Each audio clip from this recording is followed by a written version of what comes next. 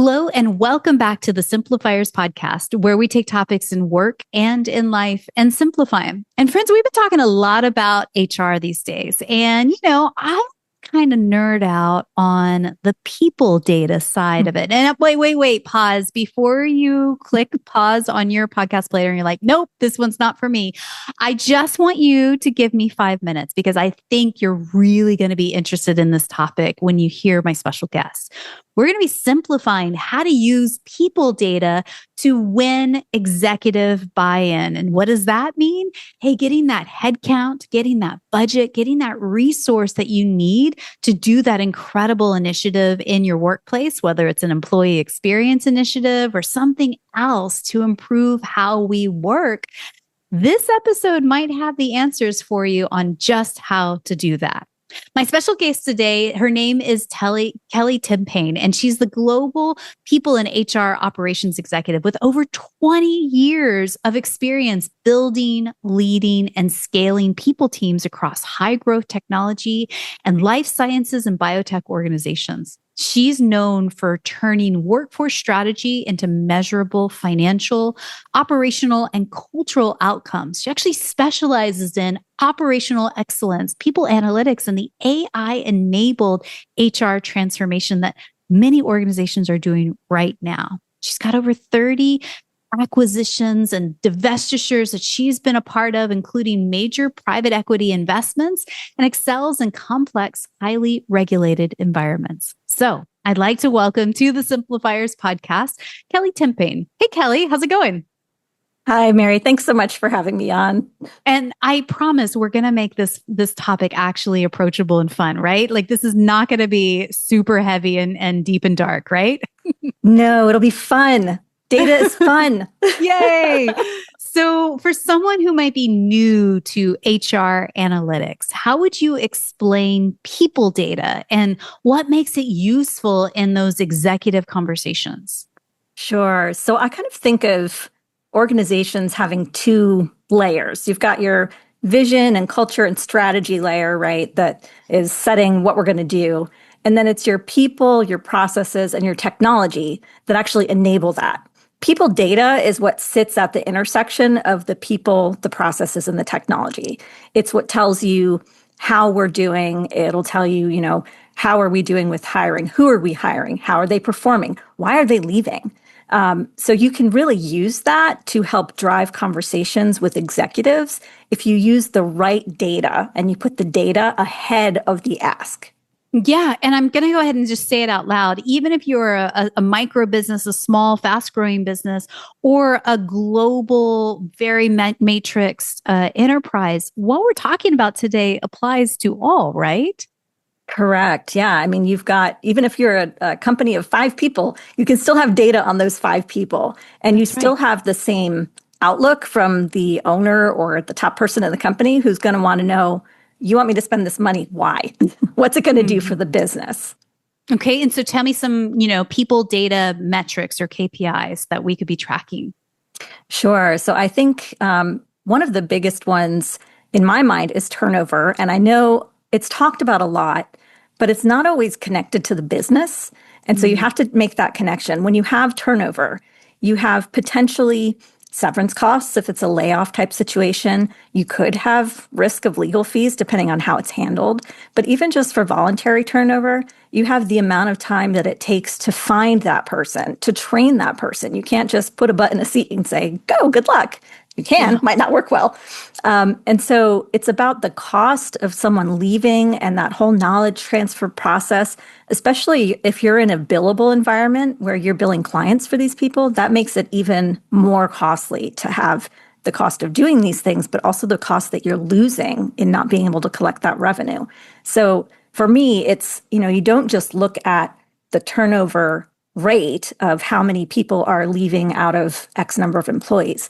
You also need to look at regrettable versus non-regrettable turnover, which when I first heard that, I was like, what the heck is this? I thought it was just voluntary, involuntary. But it's when people leave, regardless of whether you ushered them out or they chose to leave, would you have preferred they stayed? Would it have been better if they stayed? Because those are different questions. And again, tying that to financial outcomes, is really where it becomes more meaningful for executives. So that's kind of my absolute top one. The other one is your cost of HR per employee. And as the company scales, ideally, you want that cost to go down because you're more efficient, you're running things more smoothly, you've got different centers of expertise, like, just this group does recruiting and not everybody's trying to do everything. But that's another area where if you can show, for example, this system that we want to bring in is going to help things run more efficiently, and we're going to have a smaller HR cost per employee, which means we can hire more people without adding more overhead. That's a good story to be able to tell. Yeah, and it moves it away from just some anecdote of like, I think this is what's happening in our company to, no, actually, this is the data. This is in fact what we've tracked and measured and are iterating on. I mean, that is just a much more powerful conversation and story to tell to your executive leadership team, right? Right. And I think one of the things that I've seen people get wrong is trying to lead with, here's the thing I want, and then let me tell you why. The big thing with data is you need to get them to ask you, well, what's the data? What should we do about this? Right? It's wow, I wanted to share with you that we're seeing these issues. We're seeing this pattern in the data. Oh, well, what is that telling you? Well, what should we do about that? It's much better if you can get executives to think it's their idea. I was saying, oh, there's a problem, we should fix it. Let's figure out how to fix it together, than to come to them with, here's a solution to a problem that you didn't even know we had. And then you've got to get them to buy in to the solution before you've even gotten them to understand there's a problem. And aside, that technique actually works when you're parenting teenagers as well. Just so you know, when they feel like it's their idea and the buy-in is a lot more feasible. Woof. Just saying from, personal experience here. Yes, but I will try that on my teenager. I also just think like, if this kind of information and people data is actually so much more valuable for a small business, because let's say you are a business of 5 and you lose one of those 5 people, that's literally 20% of your organization, a key employee, right? And understanding that time to fill and time to productivity, right? That once you've hired a new person, got them up and running, and they've had their first couple of wins, this is important. These are high stakes situations. You want to get it right. You don't want to have to rehire and retrain and rehire and retrain, right? Right. Mm-hmm. Yeah, go ahead. I was just going to say that also brings me to another metric on the hiring side that I think is important, which is your source of hire. Because if you're hiring enough volume, obviously it needs to be enough to have a good sample size of your data.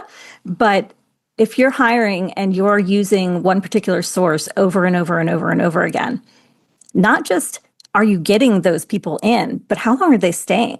Maybe the source you're using is a source that brings people in for a little while, but the people using that site are really people who are just looking to get their foot in the door somewhere and go. It's about making sure, kind of, again, tying together different pieces of the data. You can't really look at any one HR metric by itself. And the other thing is that it's not just HR data, it's business data. And so I think we need to, in HR, try and come out of our sort of siloed thinking of this is all HR stuff and that's finance stuff and that's legal stuff, and say, no, it's all business. And one of the quotes that I love from Dave Ulrich is, HR is not about HR. HR is about the business. And I just discovered that a couple months ago, and I've been using it in almost every conversation because I love that quote. And it's so true. We have to take ourselves out of that HR mindset and say, okay, what are the business implications of these pieces of data, these metrics, but when you look at them holistically, not at just one single metric. Oh my God, I'm so glad that you said that, because that is a very big paradigm shift that I mention in my book that's coming out later this month, called Squash the Sunday Scaries, is when you have better employee experience, it actually translates into better customer experience, which translate into better business results. Meaning, if your employees feel like they're actually being invested in, you're creating a better experience for them to work at your workplace. Guess what? They're going to show up different for your customers and want to be engaged and plugged in and deliver that world-class customer experience, which in the end, great customer experience means you're going to stay with that company. You're going to recommend this company to people like you, your friends and neighbors. And you might also even upgrade your services because you're like, wow, this is great. I want more, right? Which translates into, better revenue, better profit, better launches and targets, right? That's so interesting. I was just having a conversation with someone the other day about that idea that it's an ecosystem, and it's interdependent between the business financials and also employee experience. You really can't have the business financials without the employee experience. As you said, you're going to have people leaving, and I've seen that over and over again in research and also just anecdotally, that the happier the employees are, or the more, maybe not happy, but engaged, the more engaged they are, and the more they buy into the work they're doing, the more productive they're going to be, and the better bottom line. And for those finance people out there, the better EBITDA they're going to have.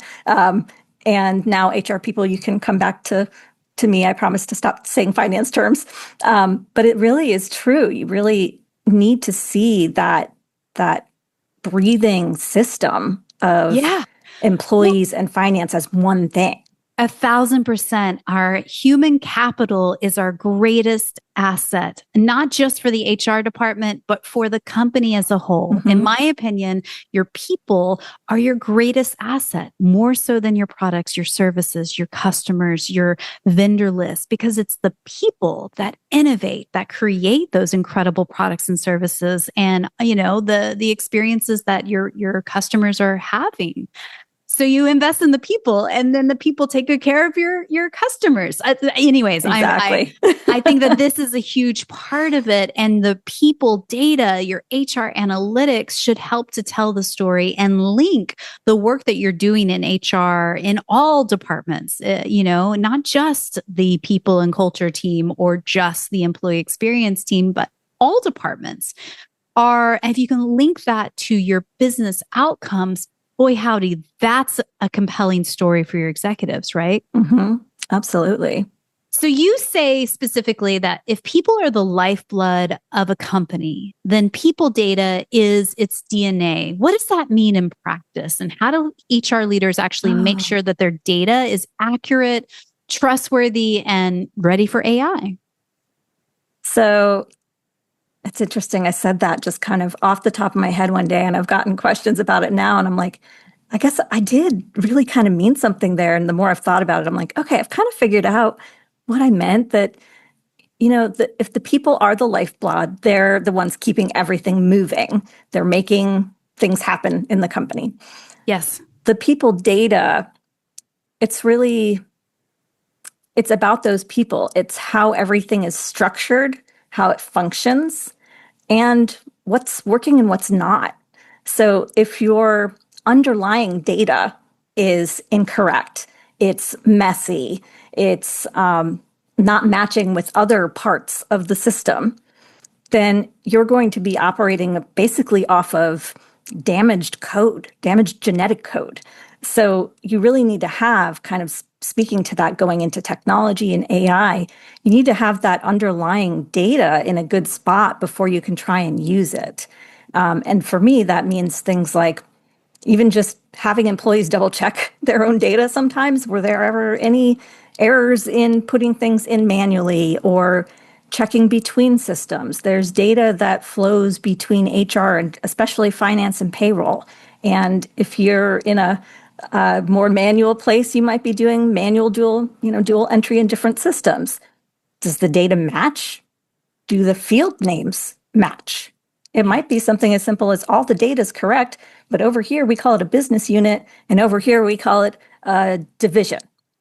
So you need to make sure that those things all match up before you can put AI in there and say, find me the answers to this. Because when your data is messy, AI is only going to elevate that and show how messy it is. And I think at this stage, and we're having this conversation in 2026. Ask me in about 5 years if it's different. At this stage of AI evolution, it really is a robot. You put in stuff, it outputs stuff, right? It's not that human level discernment. And so hallucinations do still happen. So I do agree with you, garbage in, garbage out, right? When it comes to data. And, I also should probably clarify at this point, you never, ever, ever want to import a CSV or Excel file of any sort of identifying information into ChatGPT or Copilot or AI tools. So that includes employee's first name, last name, employee ID, maybe date of birth, things like that. So if you can strip that PII, personal identification information from those spreadsheets, those mountains of data, man, AI is incredible at analyzing large sets of information, right? Speak more there. Yes. And I think absolutely a good point about don't load any personnel data, anything that is personally identifying, into a ChatGPT, Microsoft, any of those tools that are out there. There are things you can do with the data within your own organization's closed network. You would need to partner with IT if you have an IT team directly on that. But you can do a lot with anonymized data that you put in, or once you're in a secure environment with your data. You can do a lot of questions, things that took me literally multiple hours building in Excel to answer a simple question of 3 years ago on this date, what was the average annual salary in US dollars? And how did that differ a year later? Well, I've got a global workforce, so I've got to go pull on that date what was the information, but then also on that date what the exchange rates were for all the different currencies. And it's a big calculation. I could now just type that question in and the AI will just tell me the answer. Oh, there's a difference of 3%. Oh, well, that's great. But it actually goes beyond that automation we think of and that sort of robot brain. One of the things that I've been learning actually through some courses I've been taking has been that AI can be more than that. It can also be a thought partner. And when I first heard that, I was like, what? What does that mean? How can AI help me think? But it is something where, you can just sort of get brainstorming ideas, and it has access to so much information out there. It can really kind of scan and see if you're specific about the questions you're asking, for similar sized companies in this type of industry, in this region, with this specific issue. What are some things that other companies have done that have had a positive outcome? Don't just say, I'm having this problem, what should I do? Give some parameters, but then it can go and do the research for you and come back and say, historically, these things have worked and these things have not. And it just helps you kind of think outside the box because you don't know what you don't know. So AI knows a lot of things. It thinks it knows a lot of things. So be careful and vet those out. Don't let AI be the one to make decisions. That's a big thing. But it can really help you think through things. Yeah, I 100% agree. And one of the best things that I've learned and try to tell everybody whenever I can is, let's say you're a publicly traded company and your company produces an annual report and an ESG report, and it's, listed on your company's press page and your website. So it's not like you're putting any sort of top secret information into AI. It's out there in the world right now, right? And these documents, I don't know, has anyone ever read these? They're 200-page long, written by lawyers. No one reads these, really. And that's exactly what AI can do. So you take that document, again, it's publicly out there. You're not putting anything top secret into it. You download that PDF, you upload that into, say, ChatGPT, and say, read and digest our annual report and ESG report and await my next prompt. And it goes boop, boop, boop, boop, boop. And it does it within seconds, right? And then the next step is read and digest my job description and await my next prompt. Boop, boop, boop, boop, boop. Does it. Great. Now, give me 3 ideas of strategies or, new initiatives that I could put into play in the next month, quarter, year that align with where our business is headed, what our greatest business priorities are.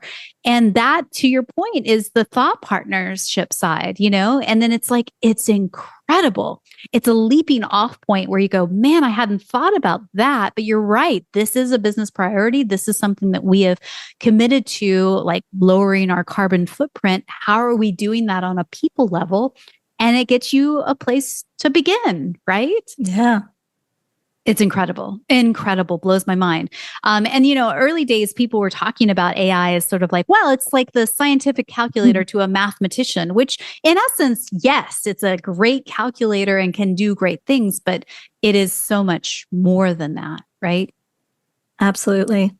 And I feel like what you were just speaking to, and I'm getting ahead of a question here, I think, but the book that I've been reading is The AI-Driven Leader, which takes do the thing and turns it into use AI to figure out what that thing should be for your business using that thought leader, that brainstorming.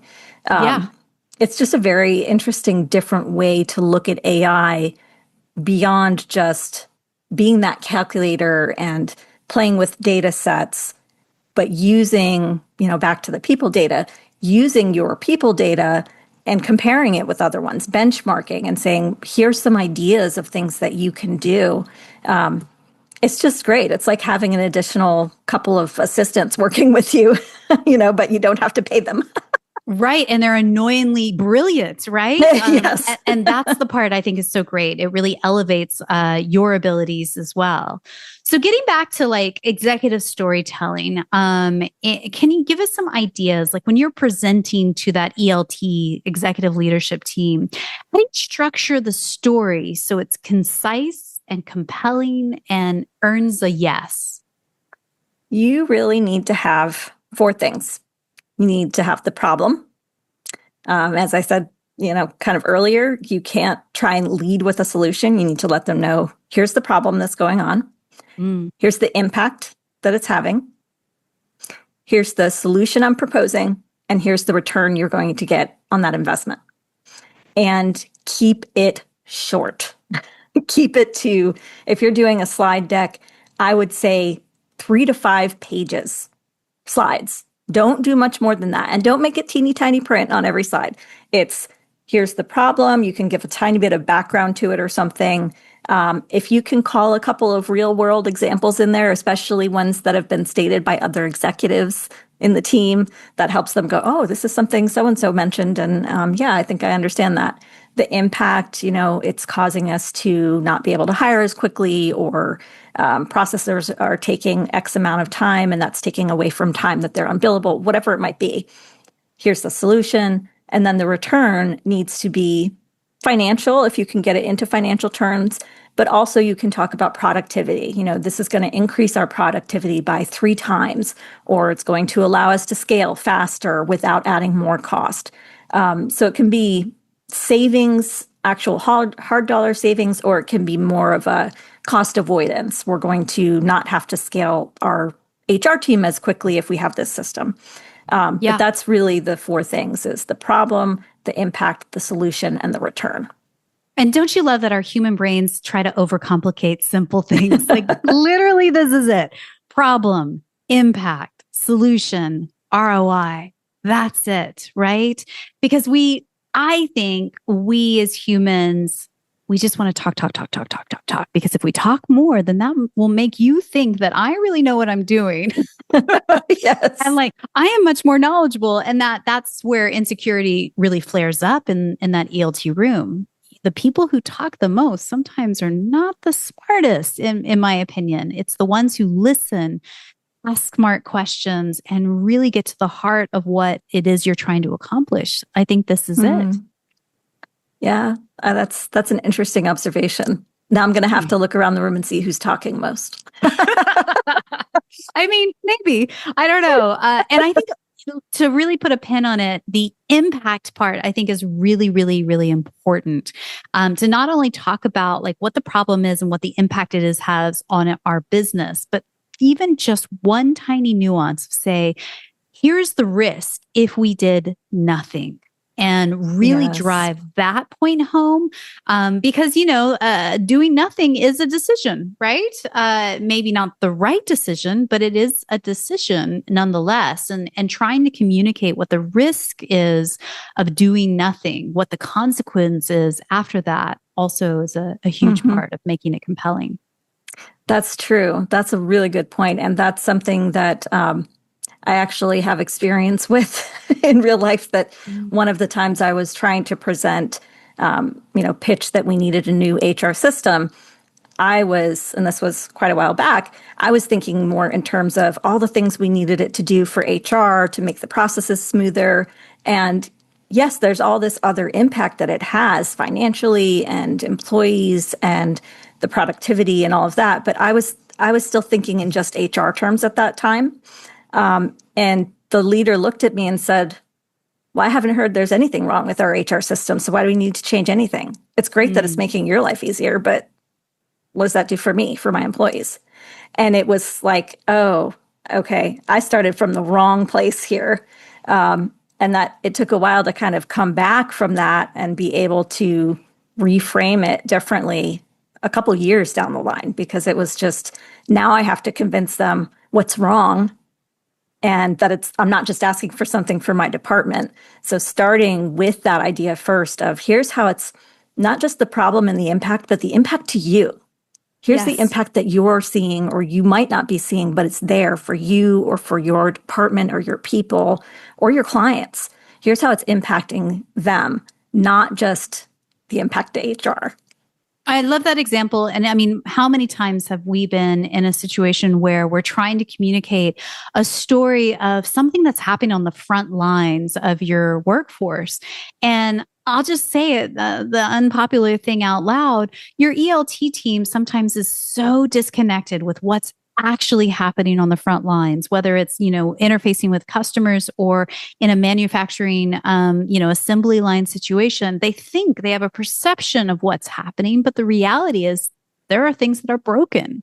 And so you as the HR person that is delivering a proposed solution, you have to paint that picture in a compelling way. And it sounds silly, but I think it's also important to remember the basics of great storytelling, 5 senses.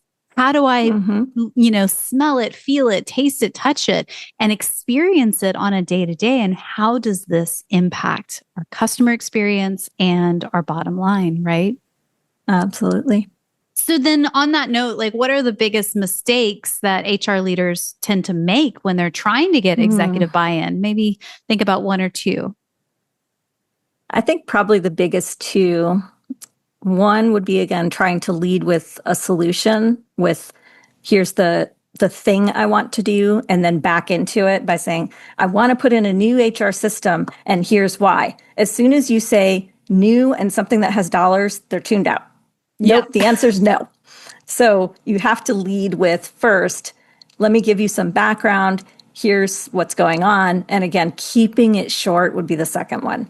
Don't try and put tons of data in there. That was another thing that I did early on. I mean, I would have 30-page, and here's all the different metrics that show this and comparisons to all these different, and they're like, no, just give me, what's the bottom line? What's the problem? What are we fixing? What's it going to cost me? And what am I getting back?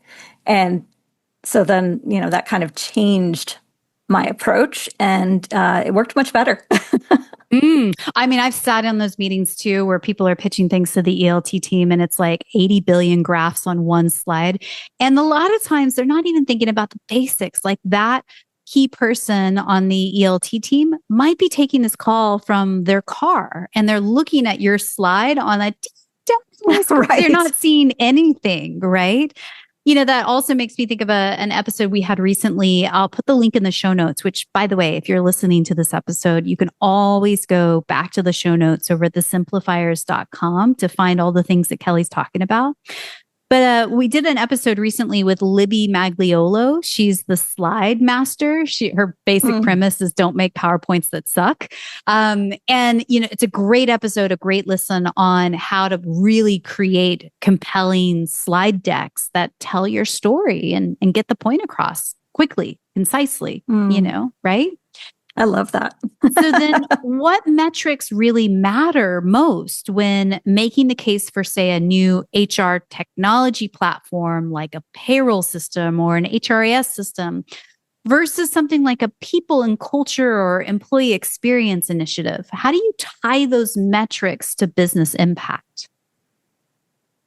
I think you sort of have to think through, what measurement is most effective to get this point across. Yeah. And so depending on what you're pitching, like you said, if it's technology, it's likely going to be cost, scalability, maybe risk if you've got a global population, there's a lot of compliance issues, and productivity. So if I put in a new system, is it going to be easier to be more compliant and make sure that we don't have to be manually fixing and band-aiding things together different places? Is it something that, because of economies of scale, we're getting larger or we're combining different vendors into one platform, so we're going to save a lot of money as we grow? We can grow faster, again, without adding more things.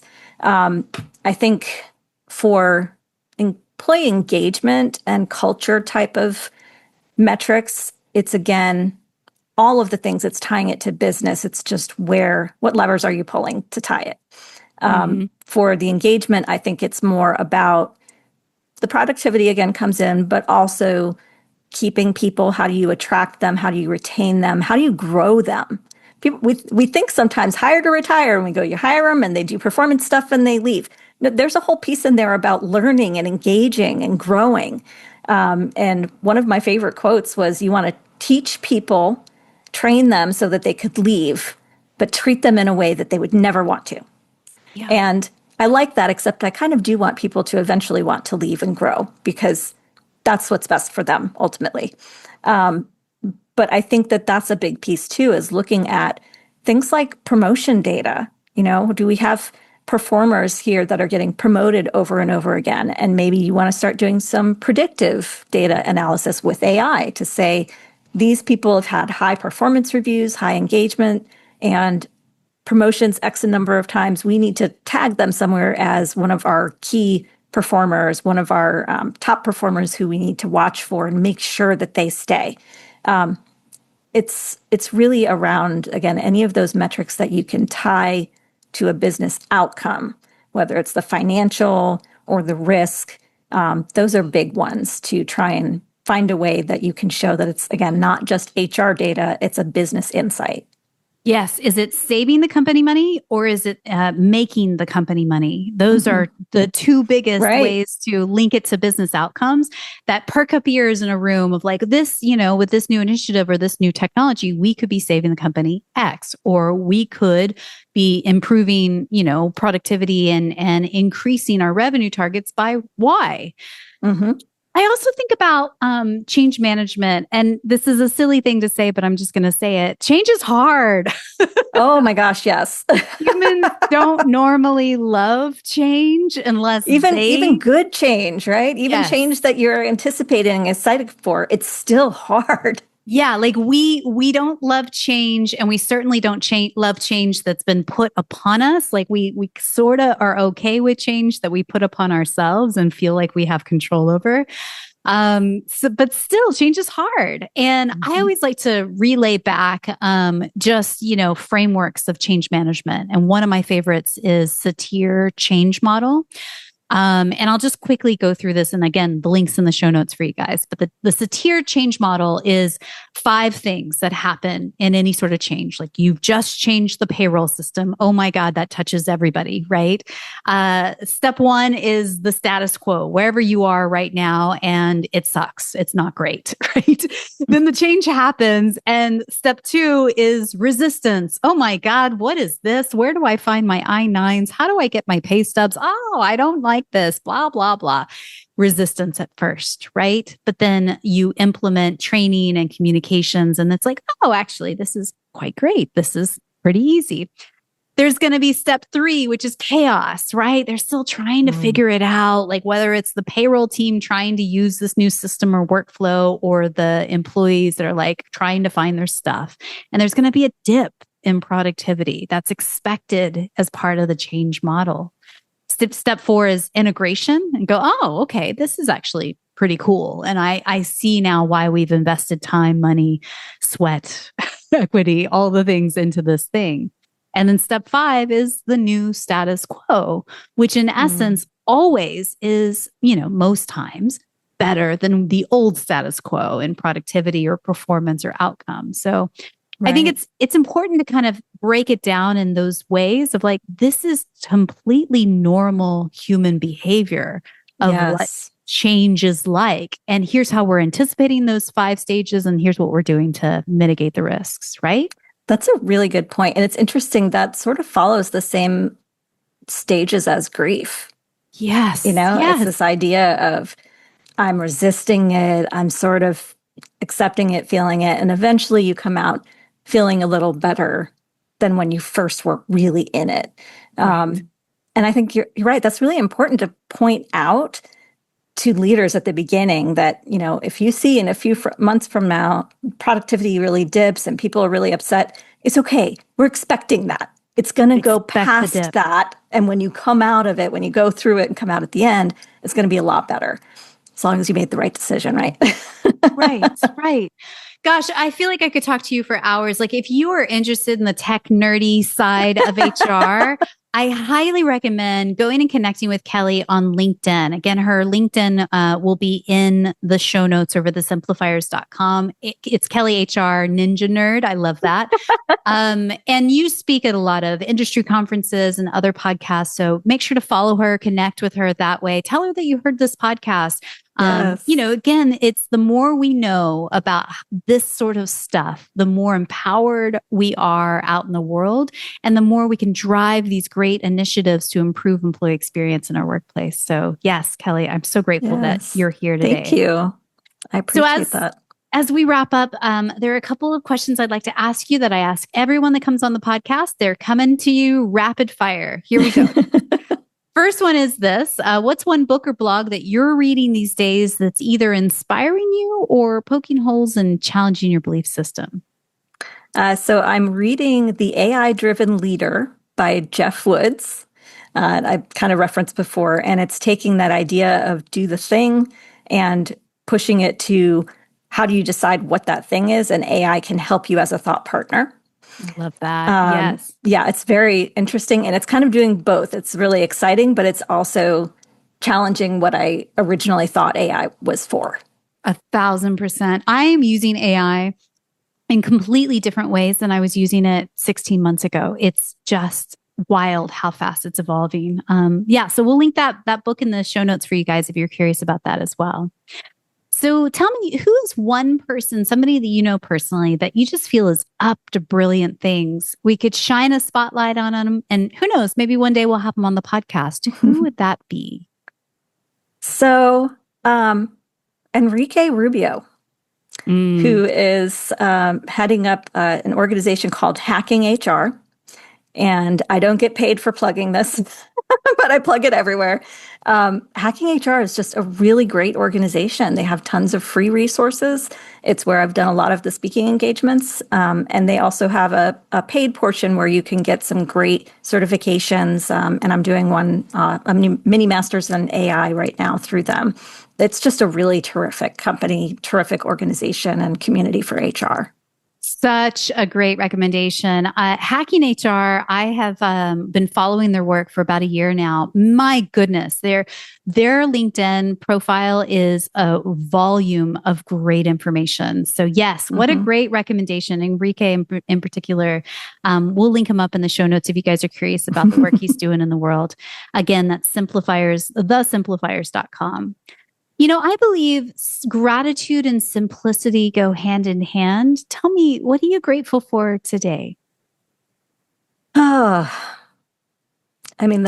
course, I'm very grateful for my family supporting me, and my husband in particular really supports my career a ton, which is great. And I think also some of the leaders that I've had along the way, there were some very early on who moved me out of business HR into more program management type. I was really kind of not happy with it at the time because I loved the leader I was working with, but he saw something in me that I had not seen. And kind of from there forward, I was like, oh, actually, the kind of techie, nerdy side of HR and operational, that's where I'm really good. I shine. And now I'm just really passionate about that whole area of HR. So I really appreciate that there were some people who kind of saw that and pushed me in that direction before I maybe would have realized it myself. Sometimes it just takes one person to change the entire trajectory of your career. I'm so grateful that you shared that story, because who is that one person in your life right now? That's incredible. Yeah. So my last question for you today is this. And again, thank you so much for your time and your wisdom. Someone somewhere is listening to you and I right now, and they are minutes away from walking into their ELT stand-up. They've got a big pitch on the deck and they are feeling a little bit nervous. What's one thing you could whisper into their ear right now just to encourage them in this moment? Well, first of all, take a deep breath. You've got this. I think if you go into a meeting and you can answer the questions, this will help the business achieve blank by blank. You've got it. That's how you need to think about it. If you don't know where those blanks are, that's where you need to start. Yeah. Kelly, thank you so much for your time today. Thank you, Mary. It was great speaking with you.